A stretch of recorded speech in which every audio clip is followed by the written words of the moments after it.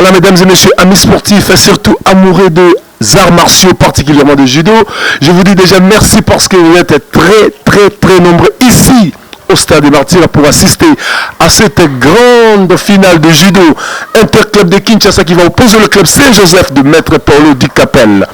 Un patron judoka qui dépense beaucoup d'énergie et de moyens pour encadrer les jeunes, surtout au quartier Matongé, mais dans l'ensemble aussi dans la commune de Kalamou.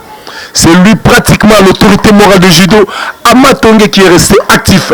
Son club va affronter le judo club Tonnerre dans cette grande finale où nous saluons également la présence d'Héritier Watanabe, le président en fonction de ce club des Kauka, le club le plus populaire à Kinshasa. Judo club Tonnerre qui va affronter Saint-Joseph de Maître Paulo Di Capelle, mesdames et messieurs. Dans ces combats, il y a un combat dans ce combat. Il y a les combats qui vont opposer le jeune talentueux qui monte en puissance. José Diakano a dit Griezmann, le fils de papa Simon Bongo, le manager de son fils. Aujourd'hui, il va s'opposer à ce garde rapproché d'Héritier Watanabe de Dishungu. Mesdames et messieurs, on va voir ce qui va donner ce combat, ce qui va être très technique. José Griezmann, très bien formé par Maître Paulo Di Capelle. Et la formation qui est en train de subir la continuité de Maître Papi Mukwasa. On va savoir parmi ces trois Tokiwaza entre Kateri, Ogoshi, Shimata. Il va faire quoi aujourd'hui, mesdames et messieurs?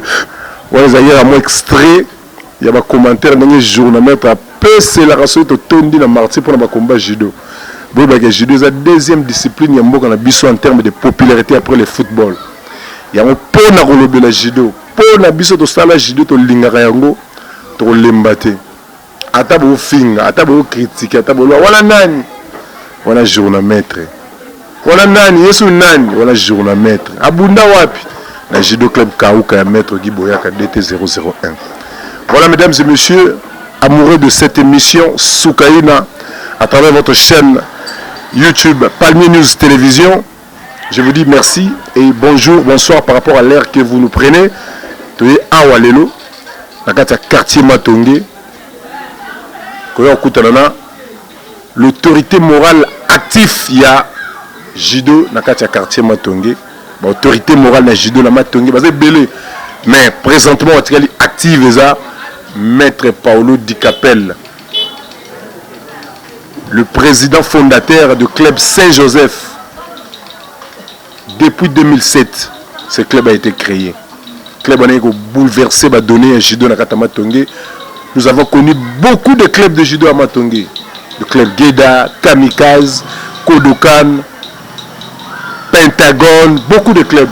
Mais le club Saint-Joseph, c'est le club qui est venu apporter la modernisation en termes de gérance, en termes d'encadrement de jeunes dans le judo.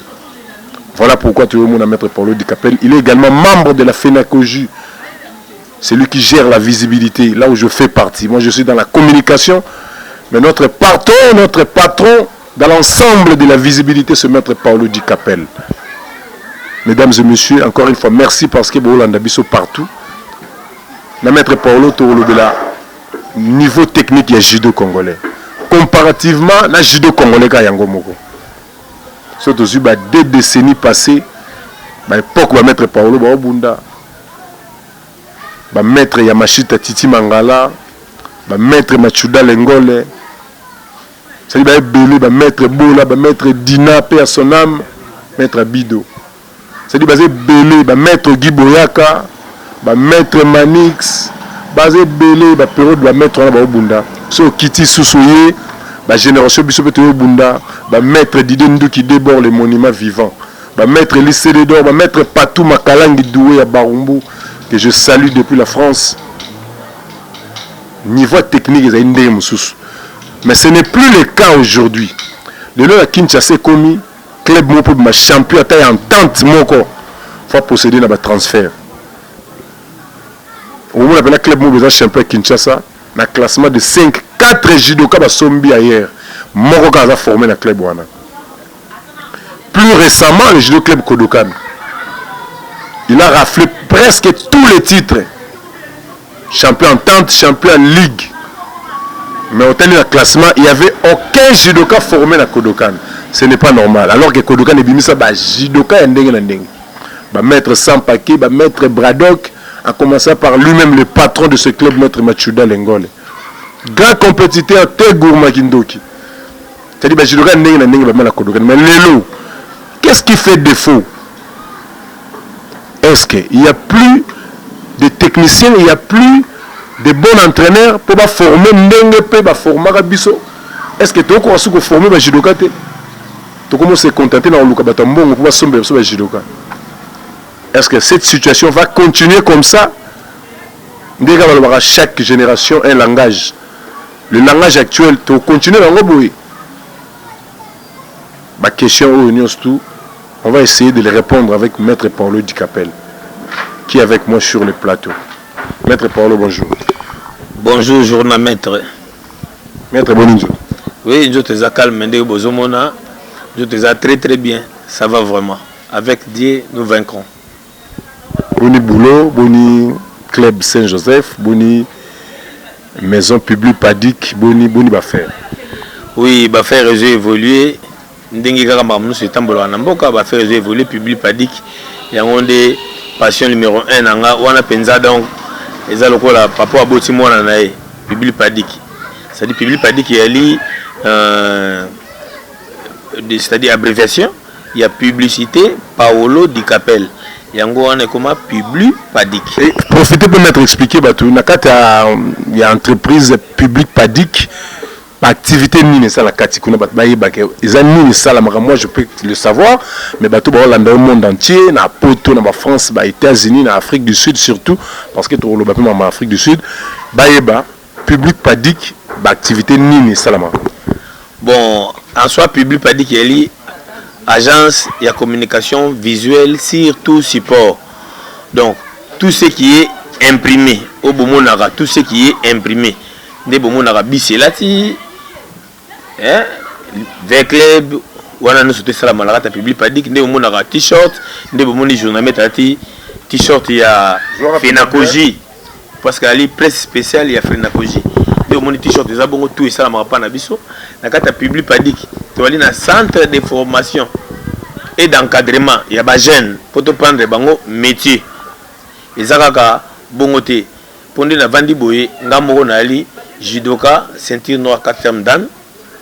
Nali judoka ou bengaka maître patron nazaka maître choqueur ti o beba o te ba judoka ba sengaka te biso ba judoka patron o to na entreprise nali na 15 personnes na simananga oyo na soki para na bango naza en règle na musala nanga. Merci beaucoup bandeko public padik ma sekite kanda lobiana c'est-à-dire et le côté la mutu ko le misala na ezate donc public padik ezaya au saranate c'est-à-dire il est en contact permanent avec un service énorme dans l'autorité à Mbokebele. La période de la campagne électorale, c'est-à-dire tous les partis politiques, ni à gauche ni à droite, ni à pouvoir, ni à opposition, tout le monde, c'est-à-dire la maison de Sosoboyebiana et l'autorité publique padik Soukaïna.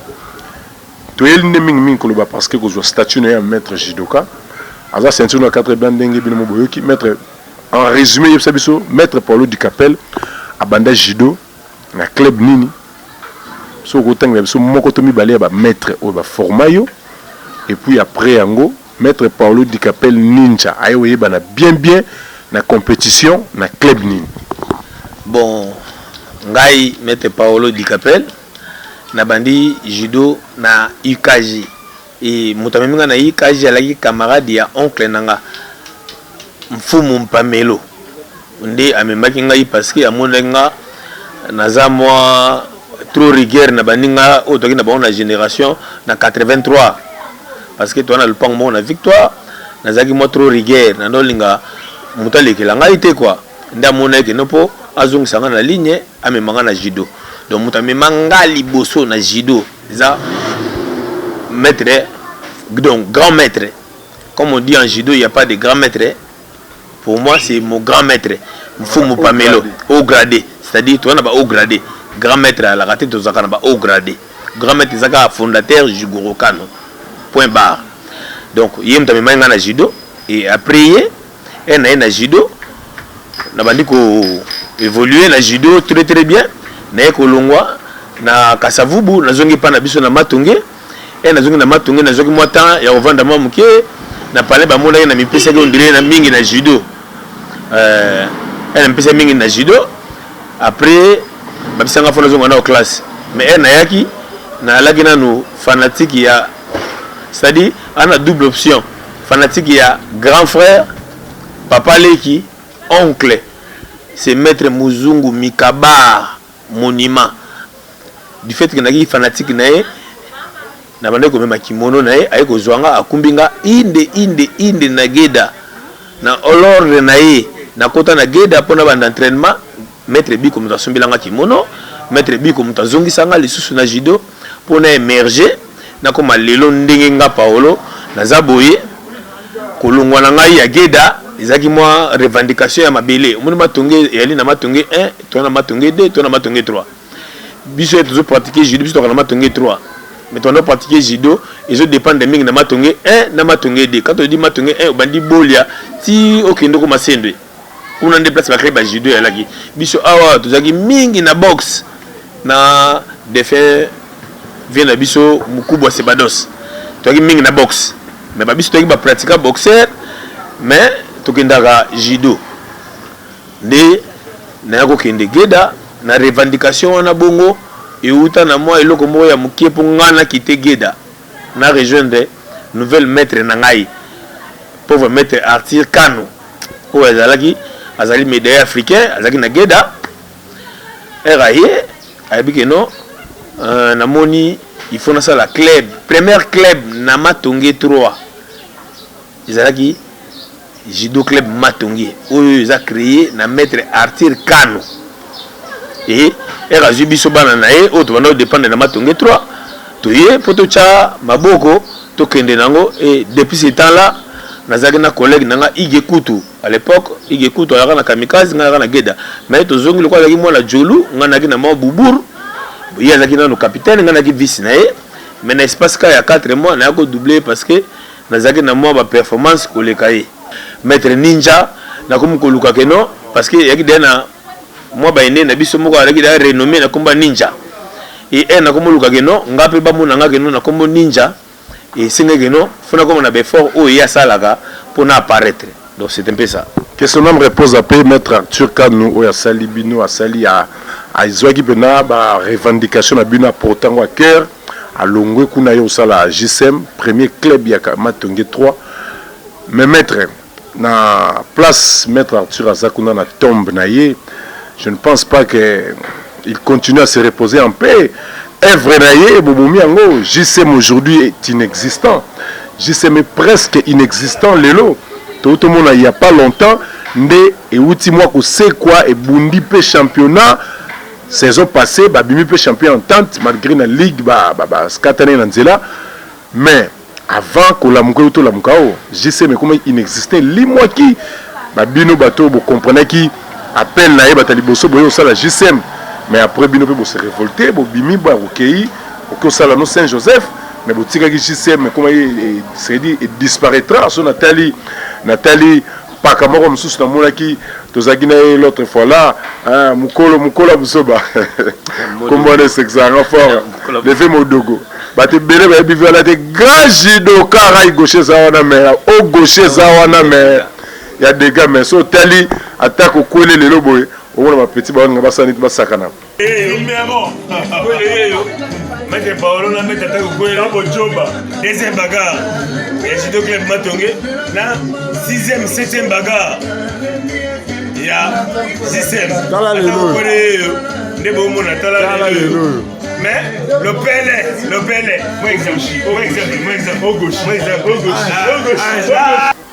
JSM comment inexistant maître pourquoi pas fallait qu'il continuer à valoriser et loko wana ou maître Arthur Atika qui peut continuer à se reposer en paix na tombe bon journaliste ngai na maître judo ngai vraiment maître Arthur era kufaki ngande na tikalaki na club na bana lokwa maître Arthur azalaki mwana busumelo ba collègue na ngai o tozalaki na bango même grade bakomai kozwa club ezali patrimoine ya matonge 3 ondri ezalaki ya bana busumelo et yaka kotombe keno un jour bango na busumelo ba discuter collègue nanga moko maître Théo azwa ba document oyo ezo régi ngai na ye ele kwa document parcelle aboka yango na mbula na balabala aboka yango na mbula bajudoka ya bano bavanda na Busumelo babiki no toloba ke no mettre tir ba ke club mto dirigeant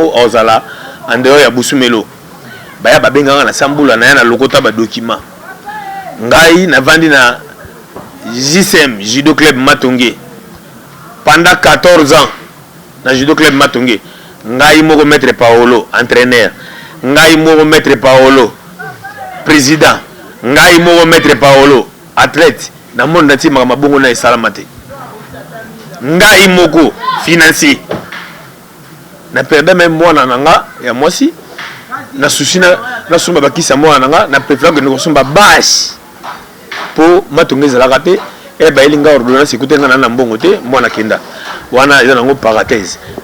Vraiment maître c'est bon la parenthèse wana vraiment c'est très choquant on se sacrifier ma casse bonne souci toujours à quoi encadrer ba jeune parce que na amour to zara nango pour na judo. Voilà un maître yebisa biso to beta soleil à Saint-Joseph parce que Saint-Joseph on a des moines oyo boti lelo Saint-Joseph et depuis 2007 Saint-Joseph est totalisé le pratiquement 14 ans maître yebisa biso Saint-Joseph il joue à titre belé une fois champion entente 2 fois champion interclub à Kinshasa 4 fois vice-champion entente et puis une fois vice-champion en ligue. Et même si Bajiloka est belé, si j'ai la biso to vendre les Lezali Kamboya, niveau technique, na Kinshasa surtout, parce que Kinshasa déjà, il y a des miroirs à judo na RDC. À l'époque, tant que Bundara wana na ba maître Godzilla, ba tako kwele ba ngubu liseki, na kombo na tangi wana c'est basé besoin na tanga ba sala ba merveille judo na mboka oto kina ba parumbu ba geda, c'est basé belé. Mais ce n'est plus le cas lelo na niveau technique. Par exemple, à l'époque, chaque club bazara na premier combat dans ma casse. Classement d'ensemble, et à ma casse, c'était mais premier combat à danger aux angatés. Mais les lots maîtres commencent à dire que club est sombre dans le premier combat, il faut sombre. Classement mobile, il faut sombre. Mais tous les membres pour la fédération organe technique, il y a malade, ils ont dû à quoi? Et puis, quelle est la solution? Ils ont dû à quoi? Faiblesse, il y a entraîné, il y a ko formete ba mo lukaka ndé ba président ba somba ba judoka ou ezadi ou soit banango balinga susu ko accumuler matière ngo bien té ezadi à quoi mettre selon yo.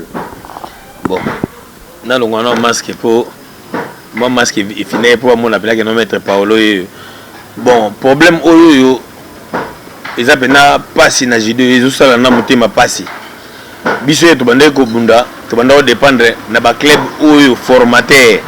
C'est-à-dire quand on dit club formateur, oui, penza, bandi ko apprendre aux matières, ne to dans la classe, trop apprendre pour le lot au passé classe, et ça va très bien. Mais les lots penza, et ça moi passe et puis préparation à coaching, ils ont vraiment n'engue zalaki avant d'être suivi. Pourquoi? Ba club est belé, oyo, ba to bazu ba relève nango.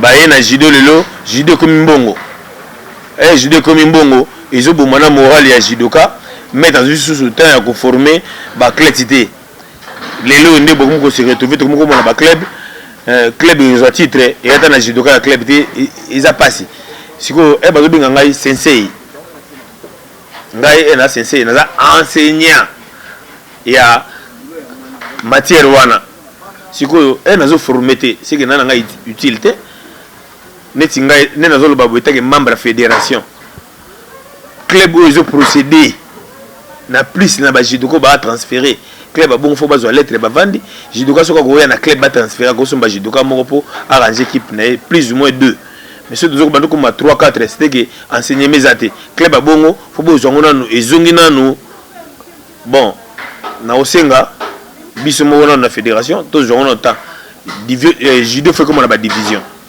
tout judo comme on a ba division tu comprendre que non mambo somba sous ba clé et zalaté tous on ba formateur. Oui, c'est important maître, c'est important vraiment parce que na ba club et bimika lelo maman pour la division de l'élite mutu mo pas aime ça pour sentir marron pas à fond le club à soigner na maître na pas à manifester une politesse à qui a fond le dojo à fond le club azuki mutu moko ya mbongo aye bafile club mbamoko pour la division d'élite aye bando bunda na impolitesse nyonso tout abando bunda. C'est un grand problème. Il faut des divisions d'honneur et puis division inférieure pour un club monsieur Mickey et bandi non assez bazaza na CCBL ba gagner pas ba champion 2 ou 3 premiers bon mati on a division d'honneur ba peut couler le club ba ko kate ba kiti na c'est pour travailler sur plus maître et ça peut l'une des raisons au peut le moni niveau technique à judo kiti n'importe qui comme ça la club au moins la judo comme yemo nanu aïe pour transmettre matière T yemo pas bunda malonga T aïe pour transmettre matière T mais a fongo le club maître nani aza censé a fongo la club à judo nani esengeli a kokisa mais a fongo la club à judo bon oyo ezali po ekota na bato ya ba encadrer nyonso na ba nouveau oyo ba weya po baluka ba sala club à judo. D'abord premièrement pour nous la club à judo il faut la ceinture noire 3e dan et puis aux la durée na matière. Deuxième chose, être compétiteur n'est pas dit que non aux encadreurs. Tu as bango belé awa na Congo. To bundi na bango na promotion na biso, promotion pe landi. Aza meilleur ya des gars. Mais aibo transmettre mutu matière té. Ko transmettre mutu matière, en tout cas, il faut ozala. Et nazolo babongo, ils a pour intérêt na biso nyo surtout. Na mona ngoza don maître. Ils a pour na biso nyo surtout. Et na mutu mususu azaki bon compétiteur, azusu bon entraîneur, bon formateur. Et là, mutumu ali formateur, aza même pas compétiteur. Abundate mais ça un bon formateur, azu formé belema. Et après na mutumu ali bon compétiteur mais a formé belema te. Il a photo zano na mutu biso fédération, il faut tout télémela et le corona surtout et puis nga etake fédéral. Nazolo bela mingi na ba attente na ngai nyonso tout parce que nga na li likolo na c'est na ba ligue on a tous les clubs baza chargé ya ba entité na ba entité ba na ba club ou baza charge besoin temps ya ko apprendre que non oyo aza dignité ya ko créer club total la te que non pour ba ko tikelo $150 ndi ndimi ozo bango wa affilié bango il le ko landi yango zobote la biso lelo ba problème. Deuxièmement judo. Pour apprendre le judo, il faut les canabans de l'école. Et dans les canabans de l'école, c'est difficile mutuana à comme brigand nanzela. Les autres comme le kotaka, dans les cas qui n'ont petit mot nanzela à la masse, et tu as tanga na été nabi raisonnement dans la famille, tu as joué na même na judo. Donc on apprend des sous. Donc la mutu dangereux. On a joué apprendre des sous. Comment être dangereux. Donc comme il dit, il faut que les canabans na former. Ce que soit à côté de nanzela, ça devient dangereux. Et là, quand on fait des langues, on a droit à créer club T. Babiso Oyo, tu vends na bandi judo depuis 83. Zo 83 na créé club na 2007. Tout ce temps-là, na eka ko apprendre. Na zo bunda na zo apprendre. Na mekina ko yeko ko pesa na place ngana yalaki na ta si réellement simba. Après na yo créé la tourée bandé ni journaliste en tout cas c'est bon qu'on a beaucoup vraiment. Ouais, merci beaucoup maître Paolo par rapport à l'Okolobi, c'est important parce que n'importe qui t'a créé club à judo. C'est pas tout le monde ou abunda judo bien d'aller pour transmettre matière. Non, pour transmettre matière et elle comme don. Ce n'est pas aussi tout le monde peut transmettre la matière bien, n'est forcément arabe grand compétiteur. Ils allaient comme don, bah nous sommes pas ça bon don en surtout. Abunda danger. À transmettre un peu matière qui toque à former plus bien et ça bon soupe à la école quoi ou ça club ou ça des adultes bim ça non ka bajidoka bien c'est ça donc c'est pas n'importe qui faut revoir bloc belé ba transfert bajidoka na ba club vraiment un club où de compétition classement du début à la fin banda moins de 60 kg moins de 66 kg tu n'as plus de 100 kg bajidoko sombi libanda attends mon club non exact vraiment ça biloko faut qu'on combattre au sommet. Donc à partir d'organes techniques, ni bien comment et quoi et qui tient dans ligue qui tient dans entente qui tient dans association comme ça, magamone comme règlement. Tout le monde va relève mouké et go zonga na ba club na biso. Maître lo comme ça mutu ezo déranger biso judo et ça banditisme.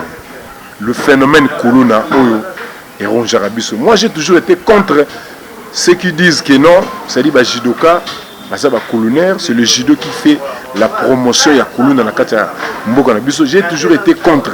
Mais être contre cela, ne veut pas dire aussi qu'on nie que nous sommes aussi infiltrés. Il y a aussi quelques judokas au ba mélangeaka na judo, soit abimi na tatami, soit abimi na bâche d'entraînement à komi koulou dans le quartier. On peut même citer les notes. Mais ces comportements oyo et banda na Kinshasa, tant on peut ba obima mboka ba okene na mboka mipaya, bazo kene na même comportement. Moi j'ai été en Angola. Tokene une équipe nationale de judo. Nakuta ba judoka, ba ancien judoka parce que Kinshasa ba kende na mboka wana, bazo sala kulu na tina mboka batu. Oyoka ke so wela golf doge côté biso zaki loger.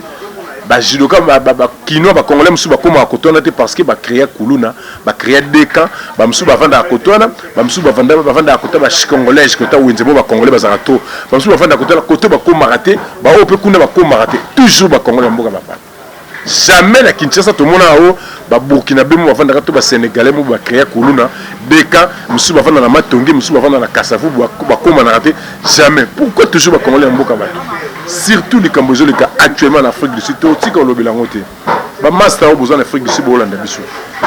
Depuis que Michel tout ça là, vous envoyez des messages, bah monsieur bazo finga, bah monsieur bazo ko encourager, wala nani yango bolo, bah wala nani oui, nazara ngai, journalmaître, on a maître judo bien formé, mais bah formanga et pas maître Guy Boyaka, bah formanga pas maître José Mbouyou l'autorité morale.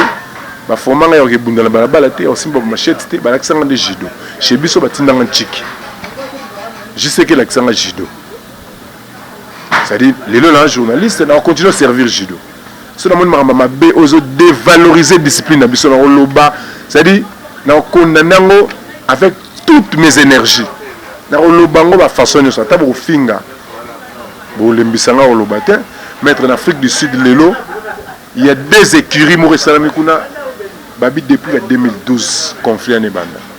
Base Matonge. Babi base Matonge c'est uniquement que bana Matonge te za bana ba kauka bazana kati bana ba yolo bazana kati mais ba pesa kombo base Matonge parce que majorité babi za bana Matonge. Ba bundara na Kirimoko Métropolis. Métropolis wana ya bana Bandal. Mais il y a pas que bana Bandal, bana Kitambo bana kati. La commune Kin, ba Barumbu. Ils ont moko kutona ya mona commune Kin, ils ont na Métropolis a bengai avant-hier à Talagé Michel Beninga encourager les maîtres continuer biso peto lembi makambo. Mais bisinga maître to lembi biloko to za posa sa makambo pour ba age zo kene to yaki ba moko ko lukambo. Mais maître so pour vendre kimia maître au mona otambolo kene ba kopo no ba bimelo le kira ba tumo ba menacer mso ba peta mikie. Ba sangelo ba machette maître osani. Yo pose obligé car yo peka o tchaka face bo bomana na ba po au gros fond d'appel niente maître Yibsa Biso makambo yo ekotika monde judo mbula nini poto mona na ba image batu na ba kimono basimba chette ba ke bunda kuluna lelo batu ba ko kufa balandi émission Soukaina ya Palmier News TV basenga yamba pe maître Ninja yamba maître Paolo et Paloba pour ba o Cassandre oyo sa droit de réponse par rapport à émission tout ça qui na président Fefe ya Bandal a condamné qui le quoi cité qui trop comme mettre Tien Chalobi c'est là information azo qui ba mettre Tien Ndé azo c'est dit sponsor et qui à base Matonge ya on va insister que mettre Paolo na salle li posa na bino mettre Paolo yo tout ça là mettre Paolo Loba yo au Loba nini pour makambo sur les en Afrique du Sud les lozo que ça discipline de social bon en tout cas ba mélomane ba judoka ba toutes les sports confondus Boule n'a pas très bien. Très bien. Trop même. Donc,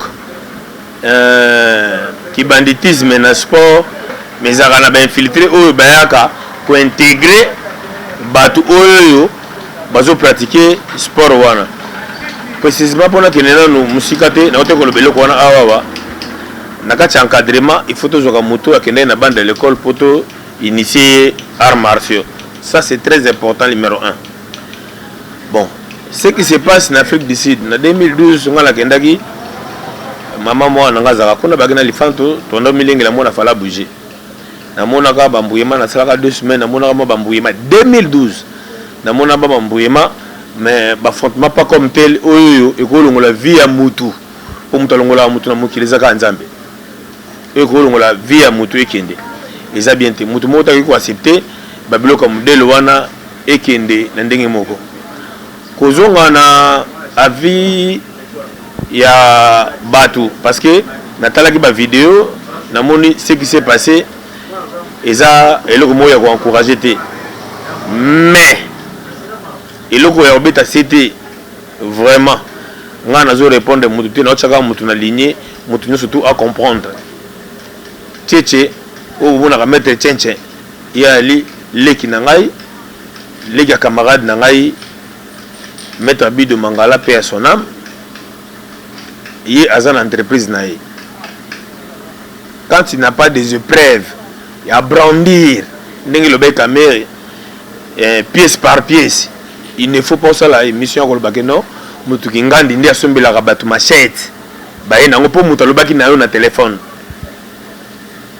justice elle mbela double tâche faut à la prudent wana to chango parenthèse et toza kuna ba jidoko bazawana poto kene normal o bozo sala et à normalité surtout o la jidoka mais en voyant au mona geno lelo oyo na mutu abeta bale akenda kosomba kimono akomi jidoka et retour wana ezonga la jidoka na bakache. Oui maître mutu mo abenga na Afrique du Sud abi maître belo mona na bakate bekirana surtout ba mikem ko mona ba joueur abisinga bela mona ba joueur o ba manque à faire so ba entraînement bango sili ba kenda ba ya côté ba jidoka ba saka ba sangani ba on ba otchaka ba mbouye mebele voilà et donc eza bongo kimono batekaka na magasin akenda magasin asombi kimono na ba propre fond na ye eliteke mutapesi asombi na ba propre fond na ye azali judoka te aye ko infiltrer na teni wana bongo parce que judo des sports noble adembela na sima nango po abo ma réputation nango yango nde pena na kobeta c'était makasi oh nous surtout ali judoka ali na entourage ya monde wana na Afrique du Sud il faut ala sakeno ye aza mettre judo aza briganté azala à côté ya makambo wana et puis ba arranger makambo wana so ba moni que non ba ko arranger te so batindeli biso fédération mukanda biso to ça ordre de mission to kita sur le terrain to tala ba o baza digne baba jidoka o atambola kina mabe to kozonga puis makambo wana bongo esilité ti awa to zolandelela ministère de justice eza na dossier wana ya batu no surtout o ba prétendaki kino bango bali ba immortel ba kufaka te ba kosala ba dire na bango donc ezala utilité awa wana Congo to na compétition après compétition ngai on a zo ba pena on a vivre bango sur place to bundi final biso les deux clubs to tikali na martyr biso les deux clubs to tikali na martyr ba fanatique ba bimi libanda na batu na bango bayoka na raté ba ke ba bundi et retour wana zo ngakeno o ba jidoka ba bundi nazaka interpeller na ane ina isi bango non biso compétition ici la kata stade na stadium ma martyr de oba bimi libanda na bon c'est pas des judoka oh non bazaki na bakimono na isi bango allez voir na wenjaka lo fungula bateka ka bakimono oui c'est-à-dire c'est pas pour moi la lelo o batwa ça ba vol armée non surtout ba soldat parce que ba policier na biso bateka la bango pe bateni et ya pe la mise en mona teni et raison nango bongo donc surtout na butu oye bateka non ya za militaire oye baté et yango moni ba bagano belemba ba Pentagone na indice militaire donc ils appellent bongo et là on penda ya makasi ya kobeta na biso bankadere auto na Kinshasa na ba o baza na Afrique du Sud donc encourager bino poko na ba mettre Thierry Bayali ba Bogis Bayali donc c'est-à-dire bon encadrer bana mettre na kato malobam ki otangi mettre Thierry Kadima mais na solo li parce que dans 8 ans dans eu ba message des appels chaque jour depuis émission de Salina président Fefe maître Babi ba maître Thierry Kadima ba maître sous les Izaga bazakuna c'est-à-dire ba lembi Babi ça fait combien de fois ba sangsa bana on ka ba zobumana ba ye ba réunir bango to buma moto ba bomi moto ba vandi kimia kala mingi to molaka ekozonga lisusu ndeti ba to buma moto mais euto zonga na dei ya maître nene a kufi personnel mo corne foi comme Jack Kinshasa pour intermesa jeudi babika na dei wona bendi ba yakukuta na mamo pou milangi bandi conflit zongi o ba tikengam na bango o ba kengam na bango mais ba mettre ba ko mikolo ba mettre Thierry Kadima ba via mikolo ba luka ba vina bango ba luka ba tano ba proche ba vina bango c'est à tout moment ba ra okata makambo ba to ba yo katindre ki ndoki bo mettre to ando interpeller bango jusqu'à quand nous pexer ba encore nous pexer ba encore de yango moni nga état que membre fédéral la fédération nationale ya congolaise de judo pour makambo izala na kata mburiye mati to saisissaki ba instance supérieure et tout ça na mukanda o biso fédération tozo koma poto ke negotika na gouvernorat na biso atina on ambassade d'Afrique du Sud ambassadeur na biso za na Afrique du Sud a saisir na makambo wana bongo tokozala collaborer na ba sud-africain toko déterrer batona surtout toko déterrer place ba bomba na kata na samituka tokozwa bango ba ozonga puis ba ba ke non on se met terre parlant na Congo oleki no mutu na mayele te mutaleki biso na mayele ka nzambe parlant na Congo yo sala na yo oyo lingi po yo zaboika awa parlant na yo aussi bi conséquence oyo bageno parlant na si bi conséquence pona nga na tambola kina makambo o parlant na nga atinda kinga ite. La majorité kuna maître bazaba ba clandestins, ils ne sont pas reconnus officiellement. Pour nous repérer ma place, on va pas, c'est parce que c'est à chaque moment bah changer ma place au Vanda. Donc de plus mieux le roi ba mi bombate ba la ça appelle bilongi na bango na ba vidéo ba ça là bazo filmer mutu bazo bomba bazo la ça il faut que traquer bango à partir de Kinshasa parce que ba famille na bango yebani ba tenir surtout dans sa émission ba tina ba message que mutu kingandi o mona tchaki boy para bango ça na venir boy na place boy ba tina ba message na ba adresse faut que traquer bango par partir à awa pour bango kuna ba ba ka bino kuna ba beaucoup ba yanki awa wa pe solution monsieur Zwami bango mo traquer bande na bino awa. Vraiment, c'est très bien. Journaliste, pour nous, bisao que non. Et le côté Sami na Samaï, na Mokili, Bazorao. C'est-à-dire, ils ont les lotés, de vivre dans vie à clandestination. Bazora Barokaka. C'est-à-dire, à tout bombani, à tout la Mokandate. Quand tout ça, Mokandate sous Bazuye Bongo, et au niveau de ce problème, Fadé. Bon, ce n'est pas la Bateka qui est à type déplacé que de Luka. Aux Zonga, aux Zonga, au Kota, n'est pas Bisso Boy, tu as ma pigeon voyageur, tout le monde entier. Biso tu as la barrière, tout le monde entier. Tu as Kota Nagaka.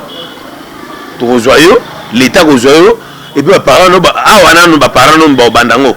Comme ça, les parents, nous, Bandango, au lieu qu'il y a un penda, et là-dessus, il y a un peu, il y a un passé, Moutou, ou a sali acte, avant en Afrique du Sud, Aouti Anginga. Moutou Samakambo, Azolo Banebe bien. Nagozoyo, Aouti Anginga. Kuna n'Équateur. Na coopération, bazongi si pour la famille Kobanga. Et on va l'user le banc, il faut bazonga pour continuité à l'ip. Tout ce que je bana bando kanga parents na bango.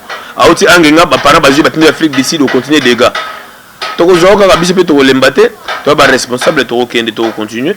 Toko zoka pour ça la biso discipline na biso surtout biso ba passionné. Netinga boina boma vi na ngala judo. So judo to tambola bete na mona on dirait ba katinga yi likolo. Merci beaucoup maître vraiment balandi na bandi ba master bandeko pour voir l'Afrique du Sud bon mon até c'est comme si nous sommes contre vous, soit nous sommes contre la communauté congolaise en Afrique du Sud, non. Souci n'a plus que que l'image des Congolais à l'étranger, elle a quand même soigné parce qu'elle est tellement salie comme vous n'avez pas dit. C'est-à-dire Marambo Bosalawana, c'est du monde entier Zolanda. Il y a un autre bité, le quoi Bosa Bouzo, Babozo filmé. Bilo quand on l'examen émission, ils ont bien de Boston télévision. Parmi news télévision, on n'a pas une équipe là-bas en Afrique du Sud pour la place pour bunda pas filmer. Bino bon filmer là-bas téléphone, bino bon publier pour to l'accès. Dans mon comment pas danger, comment pas vie vampire. Il y a autre zongo. Total ça m'a bien bino ça dans le monde entier ba yeba. Qu'est-ce que vous représentez? Ne bo vendre image négative ya mboka. So bo bando sala makambo ya bien. Ngande tinga na journal maître boy. C'est-à-dire qu'on a vendu une image de la compétition en Afrique du Sud. Le tournoi Rodrigue Koukou, en Afrique du Sud. Il est partout au monde pour le judo. Au monde, il y a le Brésil qui compétition. Au monde, il y a le Japon. Au monde, il y a le pour l'Afrique du Sud. Il fait l'honneur, il y a pays. Tu dis bongo. Tu dis qu'en Afrique du Sud, compétition de judo, il y a Congolais qui rafle la médaille. Voilà. C'est-à-dire que tu sais, monsieur, avec fierté, avec honneur. Mais ça qui est au cacao, les Congolais en Afrique du Sud, ils ont des machettes, ils ont des moko, ils ont des boy. Et puis bino na bino. baninga mususu baza na mboka mupaya nde basalaka une force. L'union fait la force. Bino so ba libanda nde boko créer ba groupe quartier na kwa na bango, commune na kwa na bango pour s'affronter na banzela. To tika pete to loloba kaka. Pour to banga bino te to loloba la bino pour sala honneur ya mboka te. Vous déshonorer image surtout la discipline de judo. Tant na mona bat ba ke bunda kuluna na ba kimono na judogi. Côté zo pesa kan les souk ça va mité mandé ngwana. Donc on est ensemble, on a profité de la paix en beauté en Afrique du Sud. Maître Souley Isaac, maître Thierry Kadima Molokai, maître Bobby Massalanga depuis Kauka, maître Fils Bodak Lemabé, Bosé Belé en Afrique du Sud. On a passé en beauté depuis la France, maître Gonda Jospin Balenvo Massalanga Tosane Jido na JCK. Après grand gardien awa akoma kuna le laza encadreur ya équipe d'âge à Paris Saint-Germain, vraiment coup de chapeau le grand coach Massalanga Mogonda. Et puis bah maître Lycée d'Or, maître Lebo le Tika Bosé Belé, bah maître Pamouké, ça dit Bosé Belé, maître Eli Kambembe, Bosé Belé vraiment la comme Bosé Belé président Patou Makalangi Doué, il y a Aet kuna la France, bah maître Kamango wana Massalanga to bundane awa deux fois, abetanga une fois, on a bêté une fois. Ça dit Bosé Belé, Bambote Bosé Belé, to continue page Nabiso, la nouvelle rubrique Nabiso et Michel Nabiso, rubrique nostalgique. Donc, tu continues la page nostalgie, maître Paulo Anoïb Sabiso, mais événements où tout le monde a une photo, ou à Tinder Biso, à rappeler Biso, ce sont de quels événements tu y es le cola awa, maître Paulo, yo et Anoïb Sabiso, awa par exemple, ça, les événements. Bon, awa, on dit tout ça qui na à Sanef. Tu vas rendre dernier hommage, mettre tempête. Où est-ce que tu es au rang de Biso Fédération, tu es qui, nous monde raconte, tu écoutes la musique, dit Vandam, tu es là qui va na bon pour nous rendre dernier hommage na mettre tempête. Donc voilà. Ah maître, tout le monde ah VA, moi na VA. Bon, au monde nga vraiment donc Stéphane Direct, et beaucoup Stéphane Direct. Où il a dit ça, stade divin même Mbala Martyr. Au monde est comme Magawana ngai.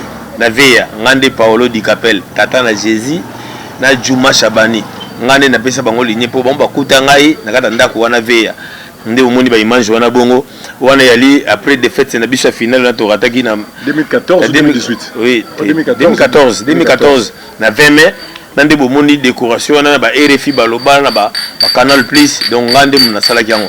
Donc, public pas dit, ndé salaka décor wana pour mon finale wana ezala na beauté modèle. Stéphane Direct donc et là comme ça tu maître Paolo la statue musuzu pour waza multidimensionnel là la statue belé Stéphane Direct bon na stade des martyrs staff ba vekli bien tout ya matongi ba tonda wana c'est dire au mona yoka ba riba ya minene ya milai be sharp ba danger donc ndé tu peux place plutôt ça l'émission na coordonnateur principal président Théo Massamba ngana ali adjoint na mon vieux Théo Massamba et à toi l'équipe Mobimba oyo tous à kata Stéphane Direct 122 personnes ou 2 personnes on a tout déjà tout là dit ça bango tout là dit ça martyr pour l'équipe na biso V club na ba frère ya biso Stéphane Direct on a wana ba photo bo mona wana de Stéphane Direct le maître Paula Zoloba donc na appel la place de tourner Michel Kitoko na staff ya maman Karine donc ba couleur de bozwa couleur toujours dans la veille Karine moi na veille moi so ya lunette à vie claire donc elle la veille le gola koufaye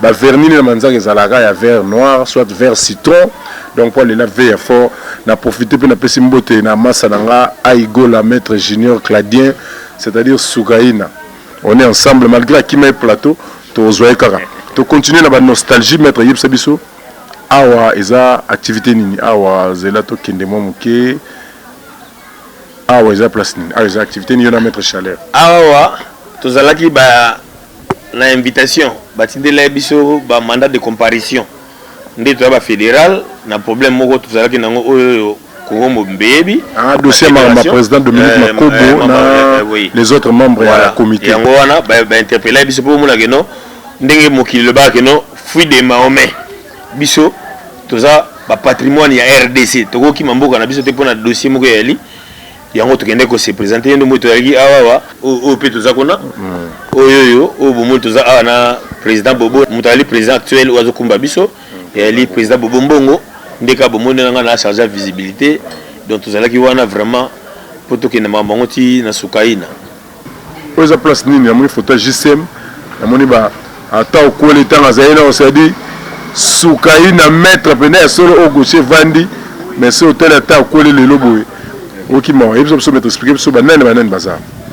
Bon, photo bomoni yali association sportive de judo Matonge auto bengi JCM au moni drapeau nonga danger de mort et wana bongo nanu nazui idée ya kendo sala Saint-Joseph T et wana nazana no athlète donc ndo moni na biso toza ba athlète photo no moni bongo to yali na maître Abi de Mangala pauvre maître Abi de Mangala paix à son âme to yali na maître Carlos na madame nae to yali na maître Ramon Magi Mabobo ali présentement na Angola to ali na Alain Kimo responsable ya kombo ya Ngubu Liseki Alain Kimo présentement dans les États-Unis ali docteur pour moi que judo za ba brigade wana docteur Kimo awa to yali na Pepe Gojila Mbilinyama yi ali na France azo émerger kuna oyo to moni sikoyo oyo avandi na sepembe nanga wana ali maître Bob Tango on a le premier combat na biso yi akomwa ali asala ka froid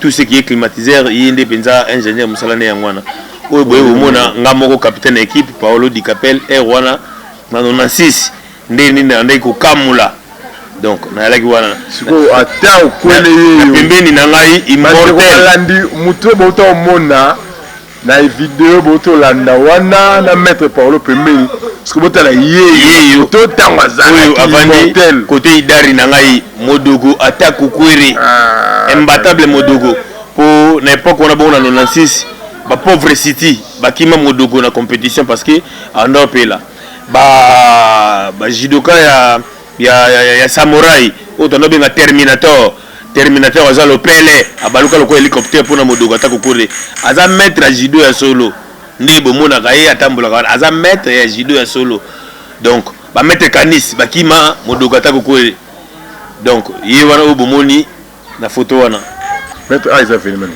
amoni na stade des martyrs ba tout plein amoni Sek Roger entre nous lever nganga pembe na yo président Christian et entente Kinshasa est amoni Patou Makalangi doué Aiza Felimani oyo eli individuel ya championnat national du Congo nde tozalaki wana bongo pona organisation ndo moni na vandi na ba responsable ba entité na vandi na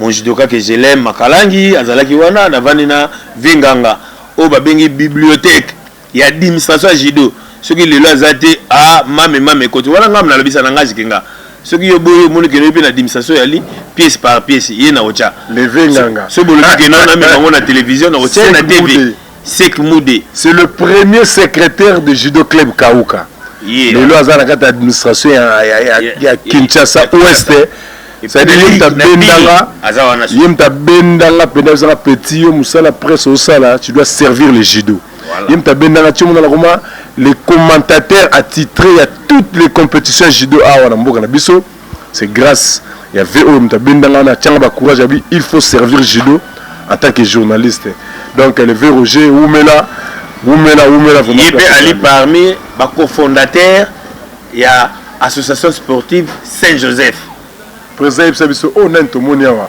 na sima venganga o bato benga ba Jamal na kamera o yete na mona sima venganga wana ali président Simon Bongo omoni na mati instance parce que être dirigeant faut ba otambola na ba norme o esengi nazalaka na attente na ligue lelo na komi fédéral et na komi fédéral na lipo na République démocratique du Congo na ko dépendre lisusu na club nangaka Saint-Joseph T nde na récupéraki président Simon Bongo on a obenga Vital Kamere ye azawa na bongo na entraîneur na biso maître Papi Mukwasa on a obenga Jamal azawa na c'est-à-dire Jamal Jamal a la signature ba détourner au club Jamal a la signature mais ba ngene ba ngoma zwa signature ya Fachi la pena nali tala ngambo pena donc véritable baba signature à ce que j'ai pas nanga de bana des signatures bana secrétaire na entraîneur mais maître Paulo mendele signature na ona qui Fachi ya Saint-Joseph Djibongo pas réclamer ngo maître Djibongo moi la fibo bon omoni na ba institution surtout ya kana numéro 1 na ba numéro 2 ya numéro 2 mo te na ba numéro 2 donc Saint Joseph nde monango na bongo fondateur c'est maître Paolo Di Capel na li na ba cofondateur parmi ba cofondateur sentira ba cofondateur wana bongo okuta maître Djibongo Yanga o ali neve na ngai bazaka parmi bato ba revendikaka nazaki entraîneur ya no palpa voilà parce que ngana lingaka discipline nga maître so na machine na tapis yo athlète ngana za plus au gradé na yo temino na libanda o mele moi shimbuku na ngana ndo lingate et ena lobe na bango baki bato ba puyaki po tolongwa bango ba cofondateur na Kumalo na Chikose Chikala taka mwana na nga penda beta 3 ans pour l'intérêt club Chikose Chikala Azinda akoma Chikose Mbuyulu bon c'est akoma la maestro Fabregas le roi de Kamususu bon nous sommes déjà comme mais l'essentiel à mettre à judo donc c'était puis ça dans la minute on va diriger club et ça président Simo na entraîneur mu quoi ça ngana tikali autorité morale suprême et puis la dernière signature sur le gouvernement où ils ont raté ba dire que non awa na gouvernement Saint-Joseph ba na autorité morale dernière signature mais celui qui dirige le président Simon Namukwasa na sous ordre na bango na yoka bango le président Simon Mbongo bango te place aux ali et lamba ne lamba et puis c'est wana za grand frère nanga donc moi no bomoni o na bimisi a bouger manière bateau et botelinga na baraki na baninga mususu oyo ba ko fabriquer te mettre tout le peuple no muki matongeza ni na likambo lamba o tala ve Simon Mbongo mukolo mais so bando la attendre mineur mo boye babino maître judo mais boliko tigala ki tendi tante ezaka nini yango na teni batama tongi ezaka nini yango ki papa wemba kaka o nini yango bon omoni l'homme propre n'a pas peur de chaleur et puis l'homme qui se respecte il faut s'habiller très proprement donc biso ezali que non photos à la propre c'est-à-dire toi na baligné wana o lobi wana pena o mona ya basaper o batabora na nzela te po na saper patron somba elamba cher pour être saper faut en mbongo osomba naza jidoka na somba elamba cher tout na somba ya cher et nazaka na poto te na Kinshasa na somba sapato kutaka ba 2000 na poto obe mutabita 15 ans na somba te ponga na vana na Kinshasa na 12 paires à Winston sukaina ya masekité soko osoli en tout cas na fungula charo automobile ba Doberman ba obimeza ndenge on sakana suka mais vu que na koli bana pe bazawana ba bisanga que non papa na doser le quoi ba vipe ba dosaki mais n'oublie pas que non tozaka na likolo ya grand prêtre musée Fulangengi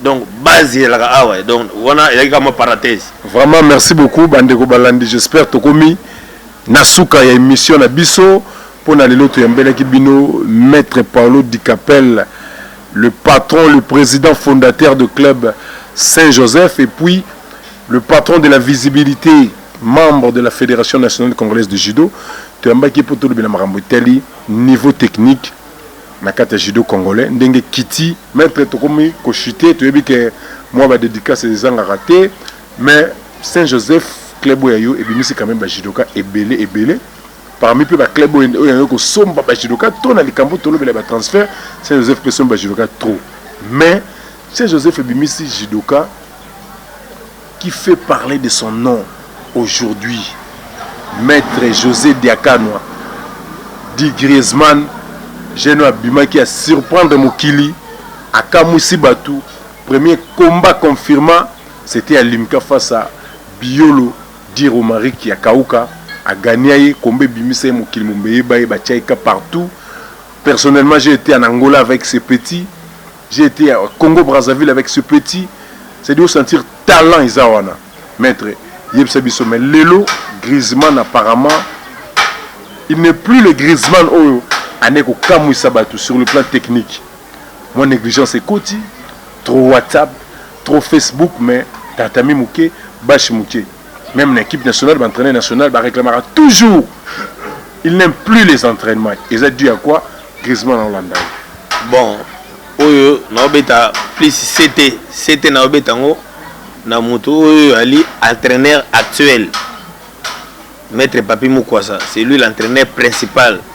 L'association sportive de judo Saint-Joseph. Paraît-il maître Papi pas Bersara Griezmann trop. Et yango nazoloba. Na yebisaki maître Papi nga maître Papi ba lagi bana oyo nga na encadrer ki na pesa bango ligné. Et puis natambola na bango onde ba camarade te mais na banda ko bima na bango ya kolia atelier mais so na tapis et wana na komi enseignant donc masolo no surtout on eza libanda maître papi na bendaki o matoi po na bana le prévané ndengo memelaki bango yo bande ko chérir bango ndi na yako tomboka donc na benda boye na yako tomboka po na zonga sukola takateni na matana tapi malgré na instance na ngai te eza na ndako na ngai na xta et na tiki mamba fede na ye na ko accompagner pour na baxela sur implice ozong sabana na ligne le prévé ali que non c'est pas pour rien et judoka limaki akende transfert na boya ko tile barrière le prévané pour na laksa bato que non bagage ya kana mutu na encadrement on appelle ça kiyo na ndena ndo ya relève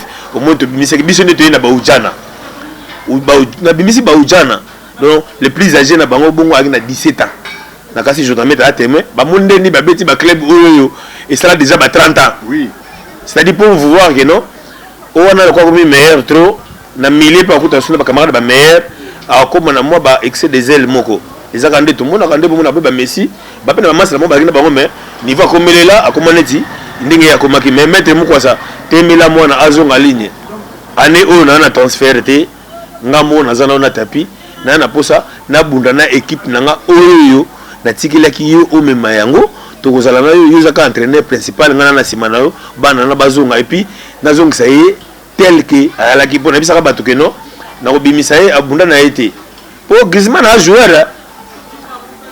joueur moi na grand frère nanga oyo azo simi sikoyo intérim ya président ya Saint-Joseph Griezmann a joueur abeta bale kitoko mais le président Simon Mbongo te rappelait sous le papa biologique de maître Griezmann oui donc na landela ki et la commissaire Benab pour Griezmann comme judoka ngana comme adversaire na ye grand frère za témoin toujours beaucoup en air et bisabino na comme ko telemse na nzela na bisi na obeta le quoi football on pose même mara so ba tuti mu ko le limakolo ngano peka ki yanki en tout cas to comme piscine banzela e moko na ngana grand frère to kaneli pour lelo asala combo parce que alwazo ce combo wana e mo neti l'équipe biso yango mo ke no ou baba on propose de dispose okendaki mbangu lelo ko mo reconnaître que non soki nazongeli maître nanga na ba parents na ngai no ozala o ndenge nazali te biso to na mabe na oto to peso ka aligné okende normal parce que tu es un grand champion oza bon compétiteur ozonga na ligne mwana ngana atata nao na double fonction pa na ozonga na ligne po na ba brebis o bazana fo bo na bango ensemble mais te parler na boso na bit ya osala Saint-Joseph et là que non tous les judokas est devenu des vétérans mais ce sont pas des vétérans Congo Boyoka c'est-à-dire dit ta comportement l'aime sous engagement mwana azabo mais a ko sou compétition de ndinga na créer ka Saint-Joseph ya mo na première année wana na kenda ko luka batu oyo ngana ko mokene na fin carrière nanga bango bazopela mais na mo bango a di coup bali mo na circulation na kenda na bango na ko luka mutu na mutu o ka bina o sa la place tel na juki mono nanga na tikile na bisike na posa na oli susu na ko sala ko mono na judo pour la facilité na luka bango nyoso tout bayaka ba servi ba mumbi yake no mutu na ligne bayaka nazaki na ba mettre bele munza na kenda na zo mettre bele munza ba bisika no wana vétéran obundate mais mettre bele munza asala ba générie kitoko na asali compétition kitoko et puis ça que no na féticheur alors on découvre que non ngana fétichité so yé na Saint-Joseph pika ko la muka 5 heures ya okota prière ndé ligne na nga ngwana et puis ça nga lelo bénéfice ndenge na zawa na bongo donc c'était pas ça Bambote belé na masalanga maître bele monja le Copperfield un contre monde un contre Mokili Mobimba la Copperfield la président de maître bele beaucoup fait place aux alliés la président de la Bamassa tout maître Eli Kambembe depuis la France maître Naiki Eli Kambembe toujours très reconnaissant la père naé maître Pauli puis na Saint-Joseph oui en tout cas na bana no surtout ya ngai o ba uta Saint-Joseph bana no so ba uta Saint-Joseph bakenda libanda maître Eli na sepelaki na geste wana bongo lokolo bana ngana lobate mais na lobaki mais mukile bakaka tozana blanc grâce à notre judoka ya Saint-Joseph atindaki déjà et pas maître na bombika na 40 minutes na club ba judoka ba obundele ça la biso très bien na pesi ba moto na fédération mobimba na pesi président Bobombongo na beti CG Mangili na pesi TG Malaba na pesi mon VP mon oncle eyale napesi basalam napesi salamama bapete anniversaire alekaki lobi maki kundulu naza na toujours lisu likola lisu nde tosololaki donc napesi basalam bongo napesa mpe bajudoka na nga baya libanda bawili bamongai bango bana baafrique du sud balelaki ngai naza na petit frère na nga bando epaza judoka alelaki kaka mpona bamakambo oyo petit frère na biso bajudoka mpe lisusu loka bametre chenchen napesi bametre cheri bametre bogi tout ce qui est judoka là-bas et puis judoka na nga oku na yebaka kozala plus d'ingérie aosanga bahonneur kuna komabunda emema